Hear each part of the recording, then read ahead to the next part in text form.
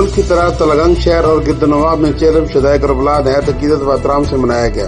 Arabian walk Talagang سے ممدوڑ تک کی گئی۔ عربین واک کے رستوں میں عزاداران حسینی کے لیے وسیع پیمانے پر نیز کا اہتمام کیا گیا۔ جگہ جگہ پر سبیلیں قائم تھیں۔ عربین واک میں ہزاروں کی تعداد میں مرد و خواتین نے شرکت کی۔ اس مرتبہ کورونا کی وجہ سے عزادار نجف سے کربلا تک تو عربین نہ کر سکے، لیکن اپنے علماء اکرام کی ہدایت کی روشنی میں اپنے ملک میں ہی عربین کا اہتمام کیا۔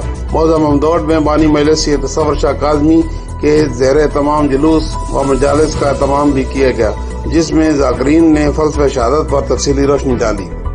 علی ڈینٹل ہسپتال چکوال۔ علی ڈینٹل ہاسپٹل میں اسٹرلائزیشن اور کراس انفیکشن کنٹرول کا خاص خیال رکھا جاتا ہے۔ علی ڈینٹل ہسپتال عقب نثار ہوٹل تلگنگ روڈ چکوال۔ مزید جانتے ہیں رانا ذوالفقار سرور ڈسٹرکٹ بیورو چیف ساہیوال سے۔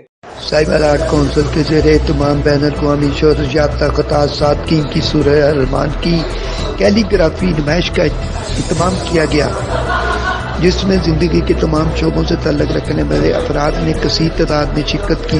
نمائش کا افتتاح ڈویژنل کمشنر محمد آسن لی نے کیا۔ اس موقع پر انہوں نے اپنے خطاب میں کہا کہ صادقین نے پوری دنیا میں اپنی خطاطی کے ذریعے قرآنی تعلیمات کو روشناس کرایا ہے۔